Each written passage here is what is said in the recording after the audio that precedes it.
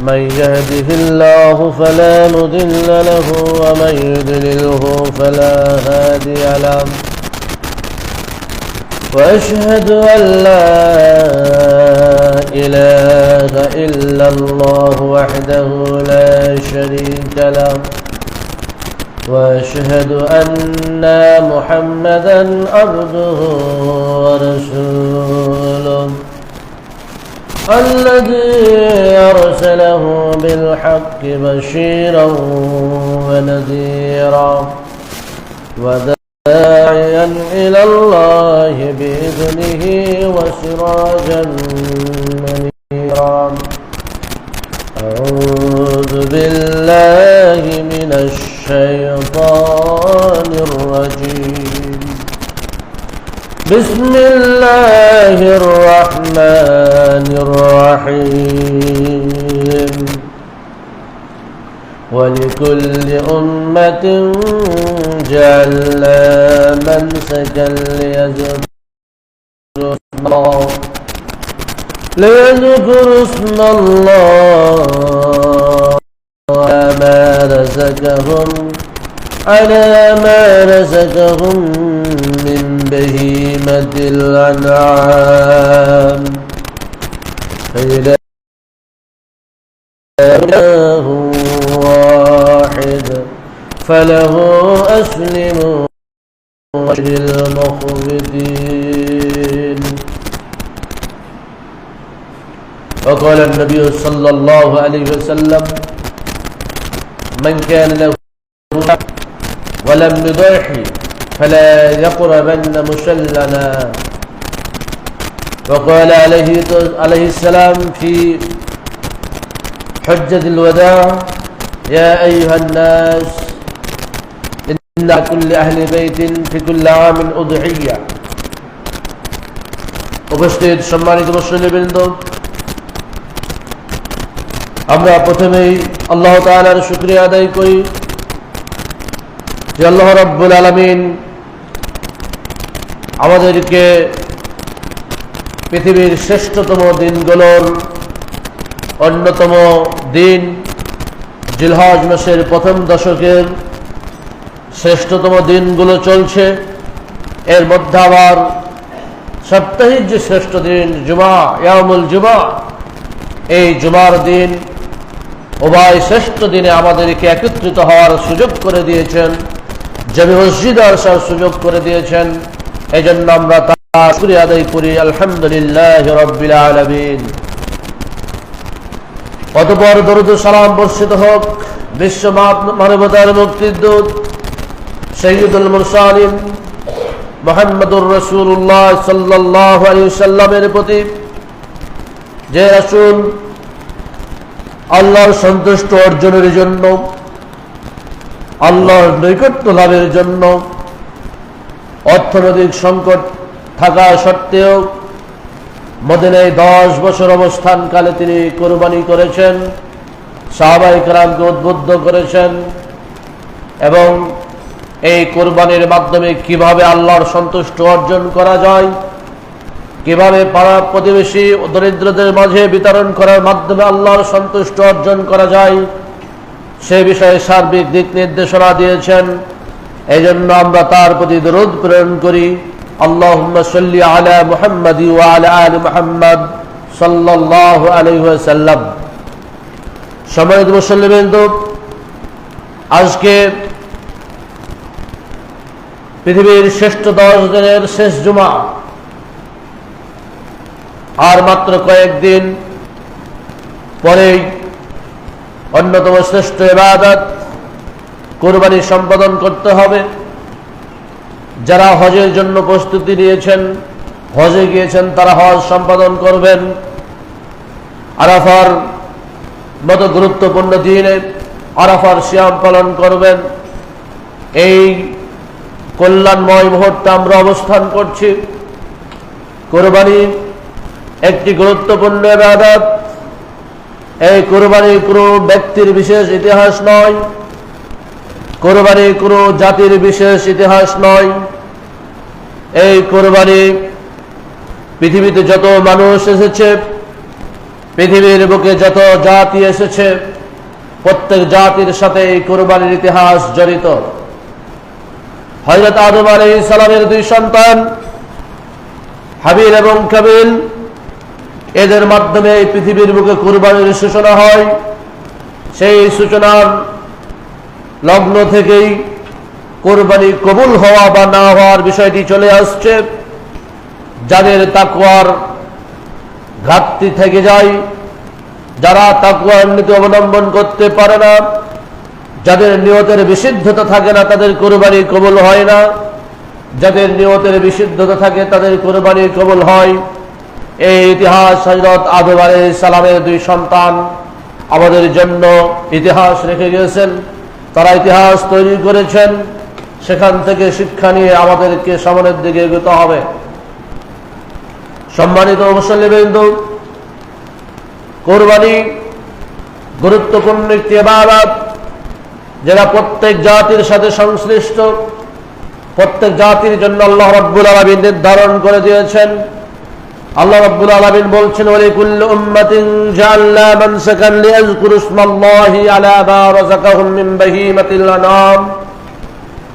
ওয়ালিকুল্লি উম্মাতিন জাআলনা মানসাকান, আল্লাহ বলছেন প্রত্যেক জাতির জন্য আমি কুরবানির বিধানকে নির্ধারণ করে দিয়েছি। কি জন্য নির্ধারণ করে দিয়েছেন? আল্লাহ রাব্বুল আলামিন এক এক সময় আমাদেরকে এক এক নিয়ামত দান করে থাকেন। কখনো মাঠের ফসল দেন, কখনো গাছের ফল দেন, কখনো সন্তান নিয়ামত হিসাবে প্রদান করেন, কখনো সম্পদ দেন, কখনো একজন ভালো স্ত্রী দেওয়ার মাধ্যমে নিয়ামত দিয়ে থাকেন, কখনো পশু পাখি পশু দেওয়ার মাধ্যমে, পশু দান করার মাধ্যমে নিয়ামত দিয়ে থাকেন। আমরা যে গরু ছাগল গোশত খেয়ে থাকি, এটা একটা বড় নিয়ামত, যার মাধ্যমে আমরা আমাদের আমিষের চাহিদা পূরণ করে থাকি। এই বড় নিয়ামতের জন্য শুকরিয়া স্বরূপ আল্লাহ রাব্বুল আলামিন আমাদের উপরে এই কুরবানির বিধান বাধ্য করেছেন। আল্লাহ রাব্বুল আলামিন বলেছেন, লিয়াযকুরু ইসমাল্লাহি আলা মা রাযাকাহুম মিন বাহীমাতিল আনআম, যাতে তারা ইয়াযকুরু ইসমাল্লাহি, আল্লাহর নামকে স্মরণ করতে পারে, আল্লাহর কৃতজ্ঞতা প্রকাশ করতে পারে, আল্লাহর শুকরিয়া আদায় করতে পারে। আলা মা রাযাকাহুম মিন বাহীমাতিল আনআম, তিনি যে তাদেরকে তথা আমাদেরকে এই বাহীমাতুল আনআম চতুষ্পদ জীব জন্তু দান করেছেন, চতুষ্পদ পশু দান করেছেন, গরু ছাগল দুম্বা ইত্যাদি দান করেছেন। এই গরু ছাগল দুম্বা জবাই করার মাধ্যমে, তাকে খুশি করে জবাই করার মাধ্যমে যাতে আমরা আল্লাহর সন্তুষ্টি অর্জন করতে পারি, তার কৃতজ্ঞতা প্রকাশ করতে পারি, তার শুকরিয়া আদায় করতে পারি, এজন্য আল্লাহ রাব্বুল আলামিন এই কুরবানির বিধান দিয়েছেন। তবে সাথে সাথে এই কথাও ঘোষণা করে দিয়েছেন, এই কুরবানি জাহিলি যুগের মানুষেরাও কুরবানি দিত। তারা তাদের পশু জবাই করত, দম্বা গরু উট কুরবানি করত। এই পশুগুলো জবাই করার পরে এই যে রক্ত বের হতো, এই রক্তগুলোকে তারা তাদের নিজ নিজ মূর্তিগুলোর মাথায় মাখাতো, শরীরে মাখিয়ে তারা এর মাধ্যমে আল্লাহর সন্তুষ্ট অর্জনের কামনা করত। মূর্তিগুলোকে তারা মাধ্যম হিসাবে গ্রহণ করত। এই জন্য আল্লাহ রাব্বুল আলামিন বলে দিলেন, এই সব নীতি বর্জন করতে হবে, এই সব কার্যক্রম বন্ধ করে দিতে হবে। ফাইলাহুকুম ইলাহু ওয়াহিদ, তোমাদের মনে রাখতে হবে তোমাদের এরা হচ্ছেন একজনের জন্যই কেবলমাত্র তোমাদের কোরবানি হবে, একজনকে সন্তুষ্ট করার জন্যই কোরবানি হবে, কোনো মূর্তিকে সন্তুষ্ট করার জন্য নয়, কোনো পীর সাহেবকে খুশি করার জন্য নয়, কোনো মাজারের কর্মকর্তাকে খুশি করার জন্য নয়।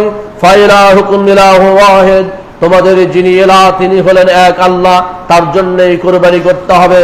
ফালাহু আসলিমু, তার কাছেই আত্মসমর্পণ করো। ওয়াবাশশিরিল মুখবিতিন, যারা বিনয়, যারা আল্লাহ ভীরুতা অবলম্বন করে চলে, যারা আল্লাহর আনুগত্য করে চলে, তাদেরকে শুভ সংবাদ দিয়ে দাও। সম্মানিত মুসল্লিবৃন্দ, এই জন্য কোরবানি শুধু ইবাদতই নয়, কোরবানি হচ্ছে আল্লাহর নৈকট্য লাভের মাধ্যম, আল্লাহর সন্তুষ্ট অর্জনের মাধ্যম। এই কোরবানির কবুল হওয়ার বিষয়টি হযরত আদম আলাইহিস সালামের সন্তান তারা দেখিয়ে দিয়েছেন। আল্লাহ রাব্বুল আলামিন ইতিহাস রেখে দিয়েছেন। যে এই কুরবানি কবুল হতে পারে কেবলমাত্র তাদের পক্ষ থেকেই যাদের নিয়তের বিশুদ্ধতা রয়েছে, যাদের ইচ্ছার বিশুদ্ধতা রয়েছে। আল্লাহ রাব্বুল আলামিন স্মরণ করে দিয়ে বলছেন, ওয়াতলু আলাইহিম নাবা ইবনাই আদামা ইয ক্বাররাবা কুরবানান ফাতুকব্বিলা মিন আহাদিহিমা ওয়া লাম ইউতাকাব্বাল মিনাল আখার। হে নবী, আপনি এই লোকদের কাছে তেলাওয়াত করে শোনান, সংবাদ দিয়ে দিন, আপনি পাঠ করে শোনান আদম আলাইহিস সালামের দুই সন্তানের কাহিনী। কুরবানি কবুল হওয়ার জন্য যে শর্ত রয়েছে, কুরবানি কবুল হওয়ার জন্য যে প্রয়োজনীয় শর্তগুলো পূরণ করতে হবে, সেগুলো আপনি তেলাওয়াত করে শোনান। আদম আলাইহিস সালামের দুই সন্তানই কুরবানি দিয়েছিল। ইয ক্বাররাবা কুরবানান ফাতুকব্বিলা মিন আহাদিহিমা ওয়া লাম ইউতাকাব্বাল মিনাল আখার। যখন তারা দুইজনে পরস্পরে কুরবানি দিল, ইয ক্বাররাবা কুরবানান ফাতুকব্বিলা মিন আহাদিহিমা, একজনের পক্ষ থেকে কুরবানি কবুল করা হলো, আরেকজনের পক্ষ থেকে কুরবানি কবুল করা হলো না। কেন একজনের পক্ষে কুরবানি কবুল হলো? হযরত আদম আলাইহিস সালামের সন্তান হাবিল, ইনি ছিলেন একজন মেষপালক, গরু ছাগল চড়াতেন, দুম্বা চড়াতেন, দুম্বা চাষ করতেন। মাঠে যখন যেতেন একটা বাচ্চা ছিল, যে বাচ্চাকে অনেক ভালোবাসতেন, লালন পালন করতেন। মাঠে নিয়ে যাওয়ার সময় পিঠে ঘাড়ে করে নিয়ে যেতেন, আবার মাঠ থেকে নিয়ে আসার সময় পিঠে ঘাড়ে করে নিয়ে আসতেন। এত ভালোবাসা প্রদর্শন করতেন। যখন আল্লাহর পক্ষ থেকে আদেশ হলো, তিনি এই দুম্বাটিকে কুরবানির জন্য পাহাড়ের উপরে রেখে আসলেন। অন্যদিকে কাবিল, আদম আলাইহিস সালামের বড় সন্তান, উনি একজন কৃষক ছিলেন। উনি গম চাষ করতেন। গম চাষ করার সময় অনাবৃষ্টির কারণে, পানির অভাবের কারণে গম পুষ্ট হয় না, হৃষ্টপুষ্ট না হয়ে জীর্ণ শীর্ণ থেকে যায়, দানাগুলো পুষ্ট হয় না। এরকম কিছু গম একটা পাত্রে করে পাহাড়ের ওপরে রেখে আসলেন। দুইজনই কুরবানি করলেন। তৎকালীন সময়ে কুরবানির জন্য পশু শর্ত ছিল না, খাদ্য শর্ত ছিল। যে কোনো জিনিস আল্লাহকে খুশি করার জন্য পাহাড়ের ওপরে রেখে আসবে, যার কুরবানিতে আল্লাহ খুশি হবেন, আকাশ থেকে আগুন এসে সেটাকে পুড়িয়ে নিয়ে চলে যাবে। দুই ভাই সকাল হলো, এবার দুই ভাই গেলেন পাহাড়ের পাদদেশে, পাহাড়ের ওপরে দেখার জন্য যে কার কুরবানি কবুল হয়েছে, কার হয় নাই। সেখানে গিয়ে দেখলেন আদম আলাইহিস সালামের ছেলে হাবিল আলাইহিস সালাম, ছোট ছেলের কুরবানি কবুল হয়েছে। আগুন আসলো, আল্লাহর পক্ষ থেকে নিয়ে চলে যাওয়া হলো। আর কাবিলের কুরবানিটা সেখানে অক্ষত অবস্থায় পড়ে থাকলো, আল্লাহর পক্ষ থেকে আগুন আসলো না। দুই ভাই গিয়েছেন পরিদর্শন করার জন্য, দুই ভাই গেছেন দেখার জন্য। এবার কাবিলের রাগ হয়ে গেল, ক্ষোভ বেড়ে গেল, হিংসা বিদ্বেষ বেড়ে গেল। সে বলল, ইন্নী লাআকতুলান্নাক, অবশ্যই আমি তোমাকে হত্যা করব। এই হত্যার রাজনীতি শুরু হয়ে গেল। হত্যা করার চিন্তা যখন করল, ছোট ভাই বড় ভাইকে বলছে লাআকতুলান, বড় ভাই ছোট ভাইকে বলছে ইন্নী লাআকতুলান্নাক, আমি অবশ্যই তোমাকে হত্যা করব। তখন ছোট ভাই বলছেন, হত্যা কেন তুমি আমাকে হত্যা করবা? তুমি কি জানো না ইন্নামা ইয়াতাকাব্বালুল্লাহু মিনাল মুত্তাকিন, এই কুরবানি যে কবুল হওয়া না হওয়ার বিষয়টা তুমি কি বুঝো না? যে আল্লাহ কেবলমাত্র মুত্তাকিনদের পক্ষ থেকে, যারা তাকওয়ার নীতি অবলম্বন করে চলে, যারা আল্লাহ ভীরুতার নীতি অবলম্বন করে চলে, তাদের পক্ষ থেকেই কবুল হয়, অন্যদের পক্ষ থেকে কবুল হয় না। কাবিলের মন আরো খারাপ হয়ে গেল। সে নিজে বুঝতে পারলো, নিজের আমলের ত্রুটি বিচ্যুতির কথা বুঝতে পারলো, নিজের নিয়তের বিশুদ্ধতা নেই একথা বুঝতে পেরে সে আরো অগ্নিশর্মা হয়ে গেল। নিজ ভাইকে হত্যা করতে চাইল। তারপরেও হযরত আদম আলাইহিস সালামের ছোট ছেলে হযরত হাবিল আলাইহিস সালাম ইতিহাস রেখে গেলেন। কেউ ইতিহাস পড়ে, কেউ ইতিহাস লেখে, আর কেউ ইতিহাস তৈরি করে। হযরত হাবিল আলাইহিস সালাম ইতিহাস তৈরি করে গেলেন। কুরবানি কবুল হবে শুধুমাত্র মুত্তাকিনদের পক্ষ থেকে। তিনি এই ইতিহাস তৈরি করে গেলেন। কেউ হত্যা করতে চাইলেই তাকে হত্যা করতে হবে এমনটা নয়। তিনি বলে দিলেন, ইন্নী উরিদু আন তাবুয়া বিইসমি ওয়া ইসমি লা ইন বাসাত্তা ইলাইয়া ইয়াদাক তাকতুলানি মা আনা বিবাসিতি ইলাই। হে ভাই, তুমি যদি আমাকে হত্যা করার জন্য তোমার হাত সম্প্রসারিত করো, অস্ত্র ধারণ করো, আমাকে মারো, আমার হাত তোমার দিকে একবারও যাবে না। যেমন এখানে ছোট ভাইয়ের বড় ভাইয়ের প্রতি আদব রয়েছে, তেমনই তিনি ইতিহাস তৈরি করলেন। কেউ মারতে এলে তাকে মারতে হবে, তার সাথে যুদ্ধে লিপ্ত হতে হবে নয়, বরং বিনয় প্রদর্শন করলেন, ইতিহাস তৈরি করে গেলেন। এবং পৃথিবীতে যত মানুষ হত্যা হবে, কাবিলও ইতিহাস তৈরি করলো। তবে কাবিলের ইতিহাসটা হচ্ছে জঘন্য। পৃথিবীতে যত মানুষ হত্যা হবে অন্যায়ভাবে, যত গুনাহ হবে, সব গুনাহের একটা অংশ ওই কাবিলের আমলনামায় চলে যাবে। সুতরাং এই ইতিহাস, কুরবানির ইতিহাস যুগে যুগে ভাবে চলছিল। অবশেষে ইব্রাহিম আলাইহিস সালামের সময় এসে আরো কঠিন পরীক্ষার মাধ্যমে কুরবানির ইতিহাস আসলো। নিজ সন্তানকে জবাই করার জন্য তিনি রেডি হয়ে গেলেন। আল্লাহর পক্ষ থেকে আদেশ হয়েছে কুরবানি করতে হবে।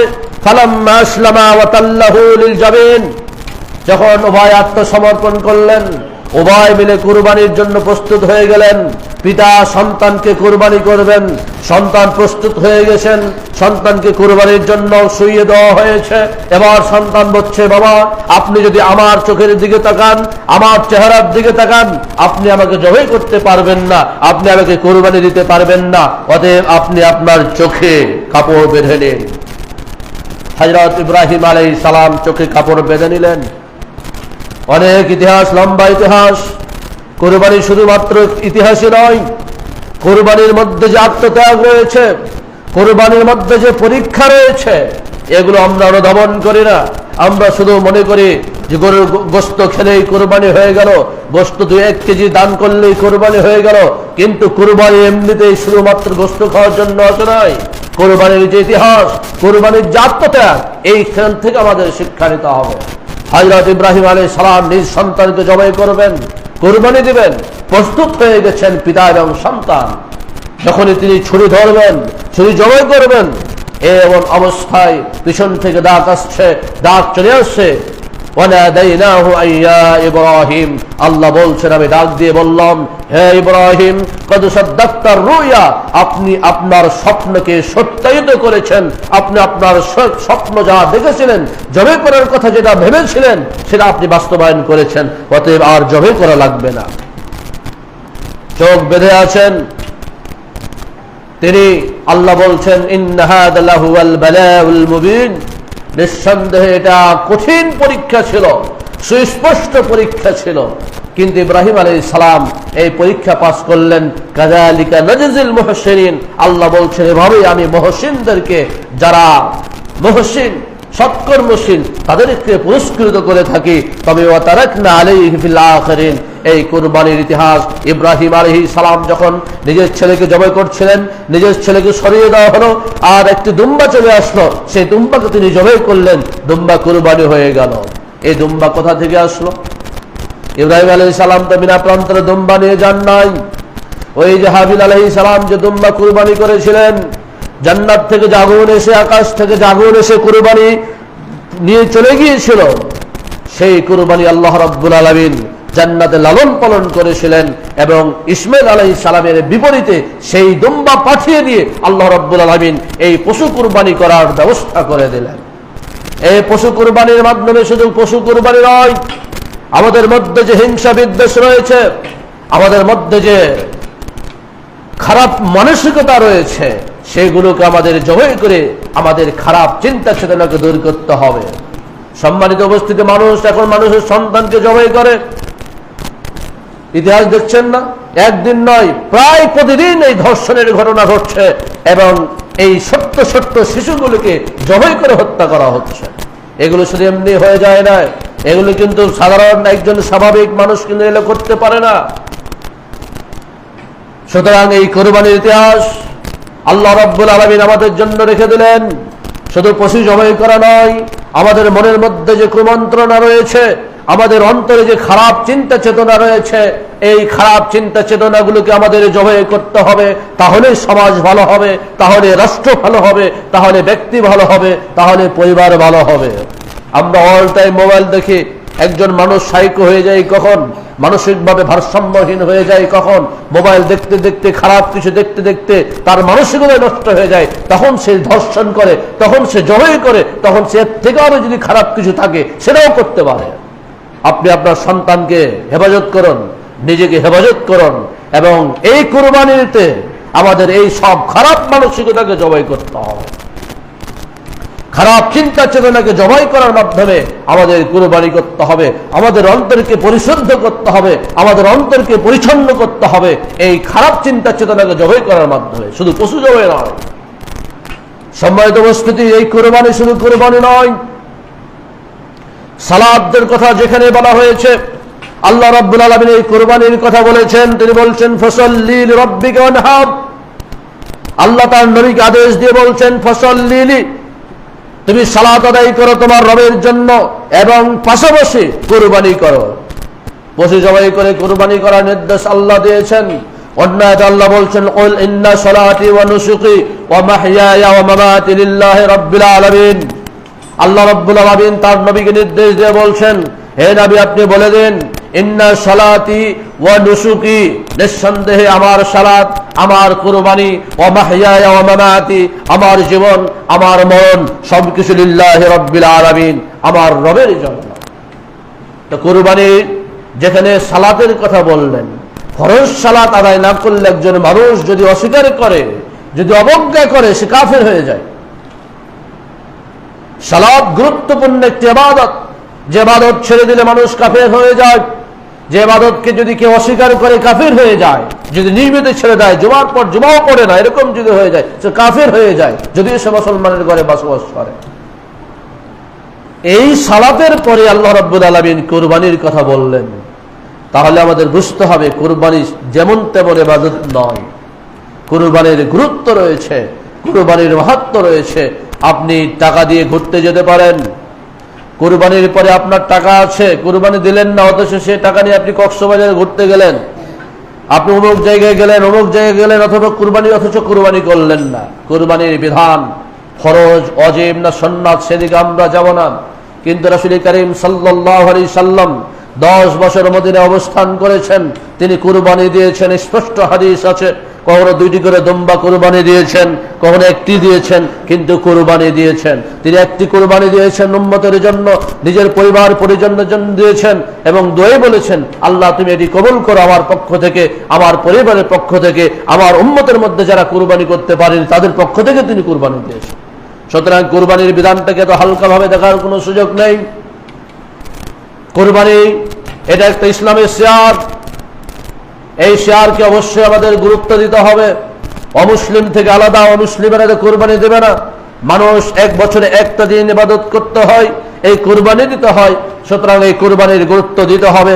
রাসূল করিম সাল্লাল্লাহু আলাইহি সাল্লাম বলছেন মান কানা লাহু সাআতান, যার সামর্থ্য রয়েছে, ওয়ালা মিদাহি, এবং অথচ কুরবানি করল না। মান কানা লাহু সা, যার কুরবানি দেওয়ার মতো অর্থ রয়েছে অথচ সে কুরবানি করলো না, সে যেন আমাদের ঈদের ময়দানে না আসে। ফালাম ইয়াকরাব মুসাল্লানা, সে যেন মুসাল্লা তথা ঈদের ময়দানে যেন না আসে, নিষেধ করে দিলেন। তাহলে গুরুত্বপূর্ণ ইবাদত বলেই তো তিনি নিষেধ করলেন। এরকম বহু হাদিস আছে যেখানে এই বর্ণনা এসেছে যে কোন কোন সাহাবী, বিশেষ করে আবু বুরদা রাদিয়াল্লাহু তাআলা আনহুর ব্যাপারে বর্ণিত হয়েছে, ঈদের সালাতের আগে তারা কুরবানি করে ফেলেছেন। মনে করেছেন তো কুরবানির দিন তো দিনই, ফজরের সালাত পড়ে কুরবানি করে গোশত নিজে খেয়েছেন, তার পরা প্রতিবেশীকে দিয়েছেন, দেওয়ার পরে ঈদের ময়দানে চলে গিয়েছেন। ঈদের ময়দানে যাওয়ার পর আল্লাহ রাসূল খুতবা দিচ্ছেন। খুতবা দেওয়ার সময় তিনি বলছেন, যে ব্যক্তি ঈদের সালাত পড়লো অতঃপর কুরবানি করলো, আমাদের কিবলাকে কিবলা মনে করলো, তার কুরবানি সঠিক হলো, করলো তার কুরবানি হলো না। তিনি এই কথা বললেন, যে ব্যক্তি ঈদের সালাতের পূর্বে কুরবানির পশু জবাই করলো, সেই জন্য তার স্থানে আরেকটি পশু জবাই করে। এই বক্তব্য শোনার পরে হযরত আবু বুরদা রাদিয়াল্লাহু তাআলা বলছেন, ইয়া রাসূলুল্লাহ, আমি তো জানতাম না ঈদের সালাতে যাওয়ার পূর্বেই ফজরের সালাত আদায় করে, আপনি তো বলেছেন ঈদের দিন হচ্ছে খাবারের দিন, ঈদের দিন হচ্ছে আনন্দ করার দিন, আমি তো ফজরের পরে আমি পশু জবাই করে গোশত নিজে খেয়েছি, পড়া প্রতিবেশীকে খাইয়েছি, আমার কি হবে? তিনি বললেন তার স্থানে আরেকটি করো। যদি গুরুত্বপূর্ণ ইবাদত না হতো, ঠিক আছে যখন খেয়েই ফেলেছো তো ঠিক আছে, আর এবার না, সামনে বছর আর এটা করবে না। কিন্তু রাসূল এটা বললেন না, তিনি বললেন এর স্থানে আরেকটি করো। কোন বর্ণনায় এসেছে তিনি বললেন, হে আল্লাহ রাসূল, আমার 6 মাসের একটা ছাগল আছে, দুম্বা আছে, 6 মাসের। কুরবানির জন্য কত বছর হতে হয়? 1 বছর। ছাগল দুম্বা 1 বছর হতে হয়। তা 1 বছর হয় নাই, 6 মাস হয়েছে, এরকম একটা ছাগল দুম্বা রয়েছে, আমি কি এটা দিয়ে কুরবানি করব? আল্লাহ রাসূল বললেন এটা দিয়েই করো। যেখানে 1 বছর শর্ত তাকে 6 মাসের দিয়ে করতে বললেন, এই ইবাদতের গুরুত্ব বোঝানোর জন্য যে ছোট হলেও তুমি কুরবানি করো, কুরবানি তোমাকে করতে হবে। যদি গোশত খাওয়াই উদ্দেশ্য হতো তাহলে তো গোশত খাওয়া হয়ে গেছে। শুধুমাত্র পরিবার পরিজনকে গোশত খাওয়াবেন এই উদ্দেশ্যে কুরবানি নয়। কুরবানি তো অবশ্যই গোশত খেতেই হবে। আল্লাহ কোরআনুল কারীমে বলেছেন, কুলু মিনহা ওয়া তায়ামুল খান ওয়াল বাহতার, নিজে খাও।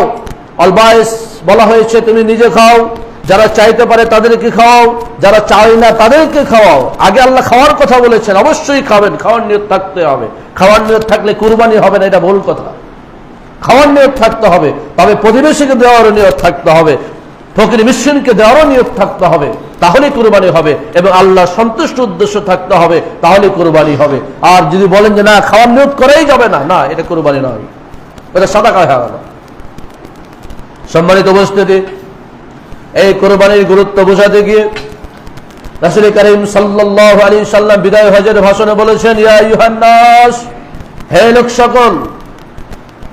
অসংখ্য মানুষের সামনে, লক্ষ লক্ষ মানুষের সামনে তিনি বিদায় হজের ভাষণ দিচ্ছেন। তিনি সেখানে বলছেন যে আলা কুল্লি আহলি বাইতিন ফি কুল্লি আমিন উযহিয়া, প্রত্যেক পরিবারের উপরে প্রত্যেক বছর কুরবানির বিধান রয়েছে। প্রত্যেক পরিবারের উপরে প্রত্যেক বছর কুরবানির বিধান রয়েছে। এই কথা রাসূল সাল্লাল্লাহু আলাইহি সাল্লাম লক্ষ লক্ষ মানুষের সামনে বিদায় হজের ভাষণে এই কথা বলেছেন। সুতরাং কুরবানির বিধানকে হালকা করে দেখার কোনো সুযোগ নেই। এই কুরবানির সাথে যারা কুরবানির দেওয়ার সামর্থ্য রয়েছে, শুধুমাত্র কুরবানি ইবাদত নয়, এই জিলহজ মাসের 10 দিন পুরোটা ইবাদতে রয়েছে। একদিন ইবনে আব্বাস রাদিয়াল্লাহু তাআলা আনহু বর্ণনা করছেন যে রাসূল করিম সাল্লাল্লাহু আলাইহি সাল্লাম বলছেন, মা মিন আইয়ামিন আল আমালুস সালিহু ফিহিন্না আহাব্বা ইলাল্লাহি মিনহা আইয়ামিল আসর। আল্লাহর রাসূল বলছেন, পৃথিবীতে এমন কোন দিন নেই যে আহাব্বুল আল্লাহ, যে দিনগুলো আল্লাহর কাছে অধিক প্রিয়, মিন হাযিহিল আইয়ামিল আসর, এই 10 দিন অপেক্ষা। সাহাবায়ে কেরাম জিজ্ঞেস করলেন, ইয়া রাসূলুল্লাহ ওয়ালাল জিহাদু ফি সাবিলিল্লাহ, হে আল্লাহর রাসূল, আপনি তো সব থেকে জিহাদের মর্যাদা বর্ণনা করেছেন বেশি, যারা শহীদ হয়ে যাবে তাদের মর্যাদা বর্ণনা করেছেন, তারা 7টি ফিতনা থেকে হেফাজত থাকবে। তাহলে কি এই 10 দিনে যারা আমল করবে, এই 10 দিনে যারা ইবাদত বন্দেগী করবে, তাদের সমপরিমাণ হতে পারবে না আল্লাহর পথে জিহাদ করেও? আল্লাহর রাসূল বললেন, ওয়ালাল জিহাদু ফি সাবিলিল্লাহ, আল্লাহর পথে জিহাদ করেও এর সমতুল্য সওয়াব অর্জন করতে পারবে না এই 10 দিনে যদি কেউ ইবাদত বন্দেগী করে। তবে ইল্লা রাজুলুন খারাজা বিমালিহি ওয়া নাফসিহি ফালাম ইয়ারদি মিন যালিকা বিশাইইন, তবে একজন লোক এর মর্যাদা অর্জন করতে পারে, এর সমপরিমাণ সওয়াব অর্জন করতে পারে, যে লোকটি বাড়ি থেকে বের হয়ে গেল কি নিয়ে? তার যে ধন সম্পদ ছিল, ধন সম্পদ নিয়ে বের হয়ে গেল, জিহাদের ময়দানে চলে গেল। যা ধন সম্পদ ছিল সে জিহাদের ময়দানে আল্লাহর পথে দান করে দিল, এবং সে নিজে শত্রুপক্ষের আঘাতে, তরবারির আঘাতে, অথবা বুলেটের আঘাতে, অথবা বোমার আঘাতে, অথবা মিসাইলের আঘাতে শাহাদাত বরণ করলো। কেবলমাত্র সেই ব্যক্তি এই 10 দিন আমলকারীর সমপরিমাণ সওয়াব অর্জন করতে পারে, অন্য কেউ পারবে না। এই 10 দিন আমরা কি করছি, কি আমল করছেন, কি আমল রাসূল সাল্লাল্লাহু আলাইহি সাল্লাম করেছেন, সাহাবায়ে কেরাম করেছেন? এই 10 দিনকে বলা হয়েছে রমজানের শেষ 10 দিন অপেক্ষা শ্রেষ্ঠ।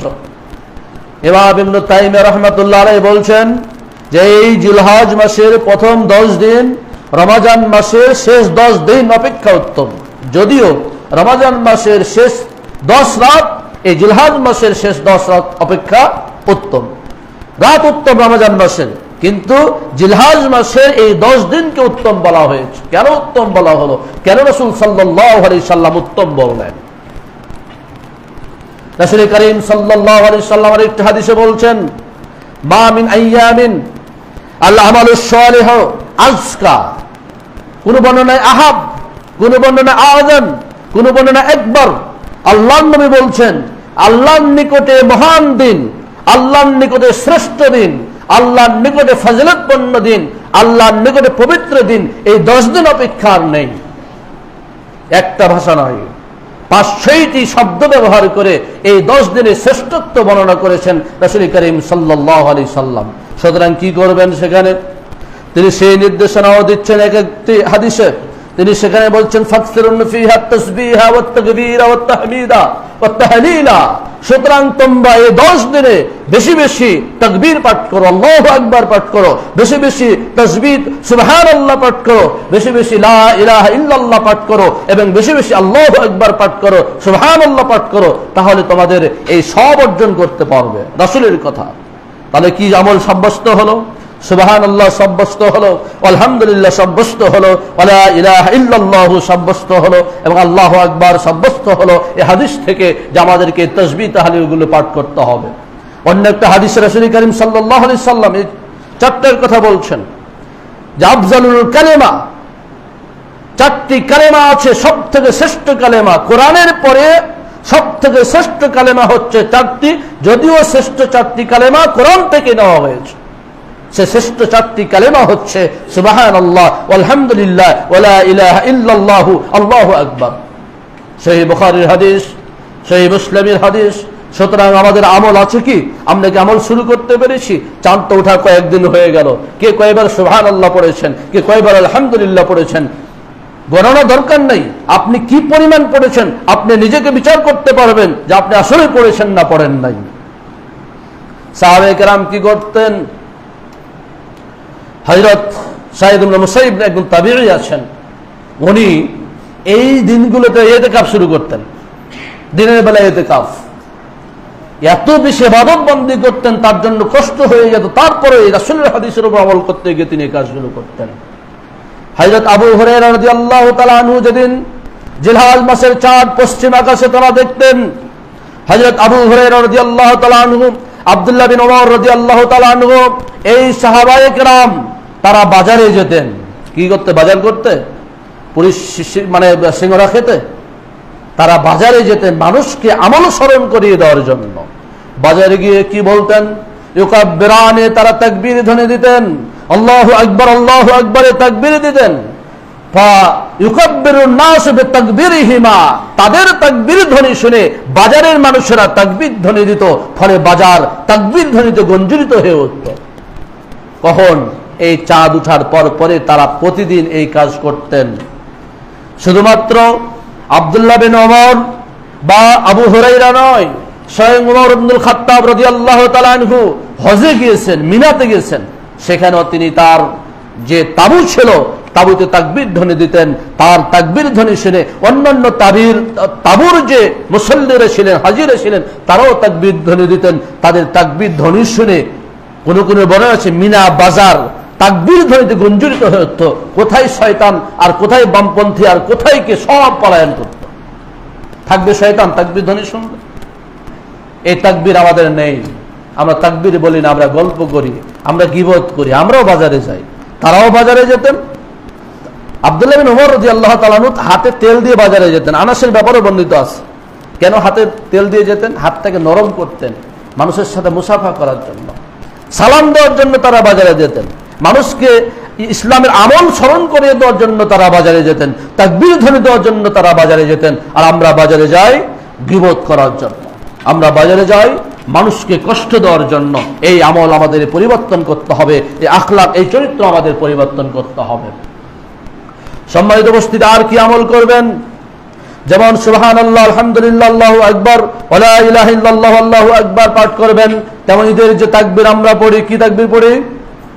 আল্লাহু আকবার, আল্লাহু আকবার, লা ইলাহা ইল্লাল্লাহ, আল্লাহু আকবার, আল্লাহু আকবার, ওয়ালিল্লাহিল হামদ। অনেক মুসল্লির মুখস্থই নেই। মুখস্থ আছে, ধরলে পরে বোঝা যাবে যে অনেকের মুখস্থ নেই। অথচ এই তাকবীর ধ্বনি তারা চাঁদ ওঠার পর থেকে দেওয়া শুরু করতেন। আমরা আমার বাচ্চাদেরকে শেখাতে পেরেছি। আমাদের মা বোনেরা বলে, সাহাবায়ে কেরাম, মা বোন যারা ছিলেন, সাহাবায়ে কেরাম, মহিলা সাহাবী যারা ছিলেন, তারা তাদের বিছানায় বসে তাকবীর ধ্বনি পড়তেন, রান্না করার সময় তাকবীর ধ্বনি পড়তেন, যখন তারা বাইরে বের হতেন তখন তাকবীর ধ্বনি পড়তেন, তবে যখন মানুষের মাঝে যেতেন তখন আস্তে পড়তেন। সুতরাং বিছানায় যখন আপনি থাকবেন তখনও তাকবীর ধ্বনি পড়বেন, যখন আপনি রান্না বান্না করবেন তখনও তাকবীর ধ্বনি পড়বেন, যখন আপনি মসজিদে আসবেন তখনও তাকবীর ধ্বনি পড়বেন। তবে আপনার তাকবীর ধ্বনি পুরুষেরা শুনবে না, এটাই স্বাভাবিক।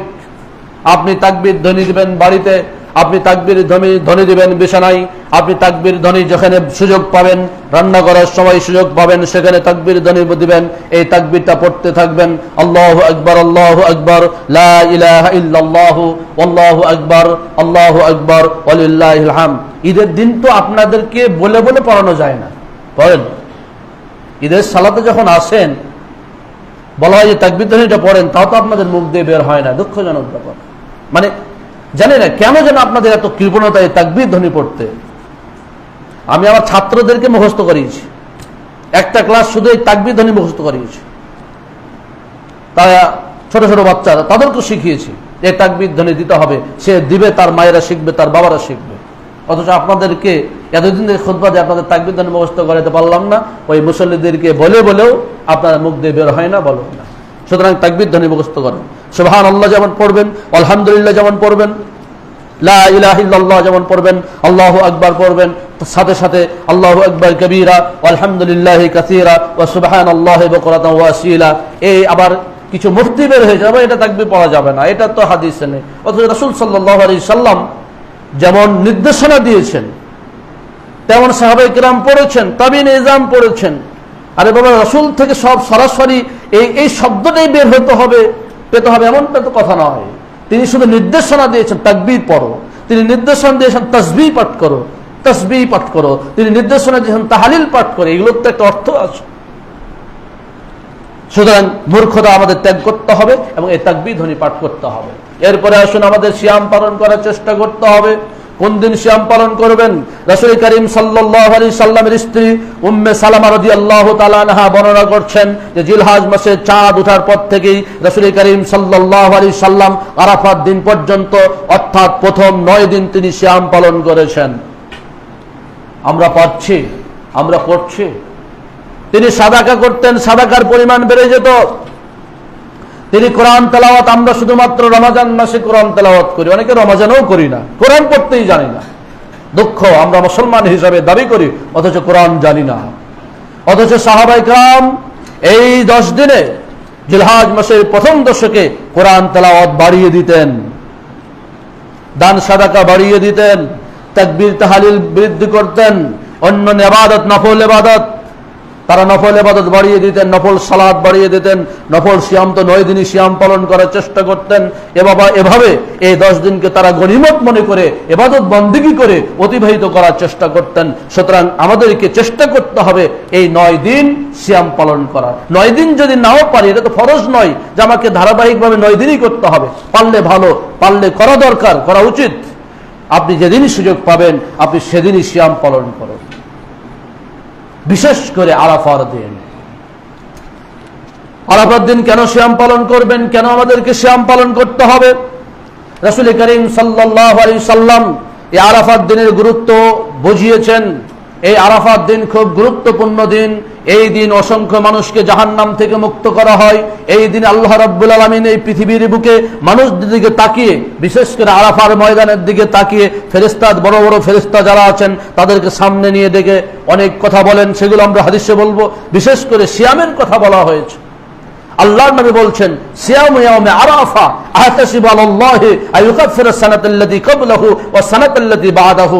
ইয়া আরাফার দিনের সিয়াম আমি আল্লাহর কাছে আশা রাখি যে আল্লাহ 1 বছর পূর্বের এবং 1 বছর পরের গুনাহ আল্লাহ তাআলা ক্ষমা করে দিবেন। একটা গুনাহ ক্ষমা করতে পারছি কি পারি না এই নিয়ে আমরা চিন্তিত। সেখানে আল্লাহর রাসূল বলছেন পূর্বের 1 বছর, পরের আরেক বছরের গুনাহ ক্ষমা হয়ে যাবে। এটা রাসূল নিশ্চয়তা দিয়েছে, আমরা তো চেষ্টা করে দেখতেই পারি। কোন হাদিসে বলা হয়েছে মুতাতাবিআইন, পরপর 2 বছর গুনাহ আল্লাহ রাব্বুল আলামিন ক্ষমা করে দিবেন। এবার আসুন, কেন এই দিনটি এত গুরুত্বপূর্ণ? আল্লাহ রাসূল বলছেন, মা মিন ইয়াউমিন আকসারা মিন আইয়ুতাকাল্লাহু ফীহি আবদান মিনান নার। পৃথিবীতে এমন কোন দিন নেই যেই দিন জাহান্নাম থেকে সর্বোচ্চ পরিমাণ, সর্বোচ্চ সংখ্যক মানুষকে জাহান্নাম থেকে মুক্ত করা হয় এই আরাফাত দিন ব্যতীত। অর্থাৎ আরাফাত দিনে আল্লাহ রাব্বুল আলামিন সর্বোচ্চ সংখ্যক মানুষকে জাহান্নাম থেকে মুক্ত করেন। তো জাহান্নামে যারা চলে গেছে তাদেরকে মুক্ত করেন, নাকি আমাদের যারা বেঁচে আছি তাদের আমলে পরিবর্তনের মাধ্যমে মুক্ত করেন? দুটাই হতে পারে। হতে পারে যারা মারা গেছে, কবরের সাথে জাহান্নামের যোগাযোগ হয়ে গেছে, তাদেরকে মুক্ত করছেন। আবার হতে পারে যে আমাদের আমলের কারণে, আমরা আরাফাত দিন সিয়াম পালন করার কারণে, আমাদের দোয়ার কারণে, আমাদের ইবাদতের কারণে হয়তো জাহান্নাম ছিল, আল্লাহ রাব্বুল আলামিন ইবাদতের কারণে আমাদেরকে জাহান্নাম থেকে মুক্ত করার ব্যবস্থা করে দিলেন। সুতরাং এই আরাফাত দিনকে আমাদের কাজে লাগাতে হবে। এই আরাফাত দিনে আমাদেরকে সিয়াম পালন করতে হবে। আল্লাহ রাসূল বলছেন, ওয়াইন্নাহু লা ইয়াদনু সুম্মা ইবাহি, আল্লাহ রাব্বুল আলামিন এই দিন নিকটবর্তী হয়ে যান আরাফার দিনে। সুম্মা ইবাহি বিহিম, ফেরেশতাদেরকে নিয়ে তিনি অহংকার গর্ব করে বলেন, মা আরাদা হাউলা, এই ফেরেশতারা দেখো, তোমরা তো বলেছিলে যে আপনি কেন মানুষকে সৃষ্টি করবেন? আমরা তো আপনার ইবাদত করি, আমরা তো আপনার পবিত্রতা বর্ণনা করি, আমরা তো আপনার তাকদীস বর্ণনা করি, অতএব কি দরকার এই সব মানুষদেরকে সৃষ্টি করার? এরা তো খালি মারামারি করবে, এরা তো খালি খুনাখুনি করবে। তখন বলে, দেখো তোমরা কি বলেছিলে আর তারা কি করতেছে। অন্য বর্ণনা এসেছে আল্লাহ বলবেন, ইউহি মালাইকাতাহু আশিয়াতা আরাফাত, আরাফাত দিন সকালে সন্ধ্যায় তিনি বলবেন বিহারে আরাফা, ফায়াকুল উনজুর ইলা ইবাদি, দেখো আমার বান্দাদের দিকে তাকাও। আতুনি, তারা এসেছে আমার কাছে, কেউ উস্কো শুষ্ক চুল নিয়ে, কেউ ময়লা কাপড় নিয়ে, তারা আজকে এই ইয়ার কাপড় পরে, এহরামের কাপড় পরে তারা আমার সামনে উপস্থিত হয়েছে। কোনো সেলাইবিহীন কাপড় পরে আপনি সেখানে একটা সাদা কাপড় পরে আল্লাহর সামনে উপস্থিত হয়েছেন। আল্লাহ রাব্বুল আলামিন আমাকে আপনাকে এমনিতে ফেরত দিয়ে দিবেন।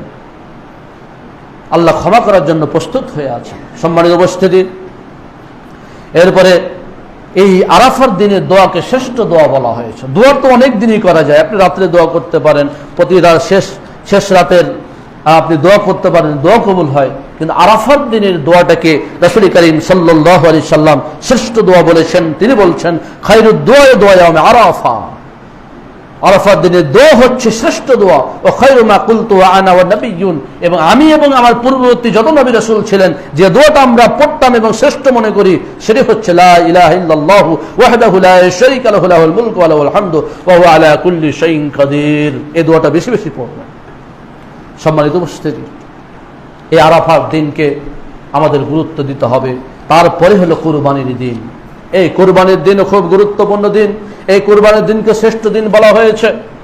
আল্লাহ রাসূল সাল্লাল্লাহু আলাইহি সাল্লাম বলছেন, ইন্না আযাবাল আইয়ামি ইনদাল্লাহি তাআলা ইয়াউমুন নাহার, আল্লাহর কাছে সব থেকে শ্রেষ্ঠ দিন, বড় দিন হচ্ছে এই কুরবানির দিন। এরপরে হয় ইয়াউমুল কর, কুরবানির পরের 3 দিন। কুরবানির পরের দিনকে রাসূল করিম সাল্লাল্লাহু আলাইহি সাল্লাম শ্রেষ্ঠ দিন বললেন। সুতরাং শুধু এই 9 দিনই শ্রেষ্ঠ এমনটা নাই, বরং 10 দিনই শ্রেষ্ঠ, এবং কুরবানির পরের দিনকে আল্লাহ রাসূল সাল্লাল্লাহু আলাইহি সাল্লাম শ্রেষ্ঠ হিসাবে ঘোষণা করেছেন। কারণ কুরবানির পরের 3 দিনও আইয়ামু আকলিন ওয়া শুরবিন, সিয়াম পালন করা হারাম। সেদিন খাওয়ার দিন, পান করার দিন, আনন্দের দিন। বছরে 5 দিন সিয়াম পালন করা হারাম। একদিন হচ্ছে রোজার ঈদ, যেটা আমরা ঈদুল ফিতর বলে থাকি, এদিন সিয়াম পালন করা হারাম। আর 4 দিন কখন? ঈদুল আজহার দিন এবং ঈদুল আজহার পরের 3 দিন, এই 3 দিন আর ঈদুল আজহার একদিন, মোট 4 দিন সিয়াম পালন করা হারাম। এই 4 দিনকে রাসূল করিম সাল্লাল্লাহু আলাইহি সাল্লাম বলেছেন আইয়ামু আকলিন ওয়া শুরবিন, এই দিনগুলো হচ্ছে খাবারের দিন, এই দিনগুলো হচ্ছে পান করার দিন, এই দিনগুলো অন্য হাদিসে বলা হয়েছে আইয়ামু সুরুরিন, আনন্দ করার দিন। সুতরাং আমাদেরকে এই ঈদের দিনগুলোকে কাজে লাগাতে হবে। রাসূল করিম সাল্লাল্লাহু আলাইহি সাল্লাম যেভাবে বলেছেন, যেভাবে তিনি আমল করেছেন, সে আমলগুলো আমাদের করতে হবে। এই 10 দিনের আর কয়েকদিন রয়েছে, আমাদেরকে বেশি বেশি তাকবীর তাহলিল তাসবিহ তামজিদ, এগুলো বেশি পাঠ করতে হবে। আল্লাহু আকবার, যে ঈদের তাকবীরটা আমরা শুধুমাত্র ঈদের দিন সকালে পড়ি, শুধু সেদিনের জন্য নির্দিষ্ট নয়। আপনি এখন থেকে পাঠ করা শুরু করেন, সালাতের পর পাঠ করুন, বাড়ি থেকে যখন মসজিদে আসবেন তখন পাঠ করুন, মসজিদ থেকে বাড়ি যাবেন তখনও পাঠ করুন, বিছানায় বসে আপনি তাকবীর পাঠ করুন, আপনি যখন শুইতে যাচ্ছেন তখনও তাকবীর পাঠ করুন, আপনি মাঠে কৃষিকাজ করতে যাচ্ছেন সেখানেও আপনি তাকবীর ধ্বনি পাঠ করুন। আপনার ধ্বনি শুনে অন্যরা পাঠ করবে, আপনার ডবল নেকি হয়ে যাবে। আপনি তাকবীর ধ্বনি শুরু করলেন, আপনার শুনে শুনে আরো 10 জন শুরু করলো, আপনার তো আপনি পেলেন আরো প্লাস 10 জনের পেয়ে গেলেন, আপনি 11 জনের সওয়াব পেয়ে গেলেন। এই জন্য তো সাহাবায়ে কেরাম বাজারে যেতেন, এই জন্য তো সাহাবায়ে কেরাম বাজারে গিয়ে তাকবীর ধ্বনি বলতে চলে যেতেন। আসুন, আল্লাহ রাব্বুল আলামিন আমাদেরকে সঠিকভাবে আমল করার তৌফিক দান করুন। আল্লাহুম্মা আমিন।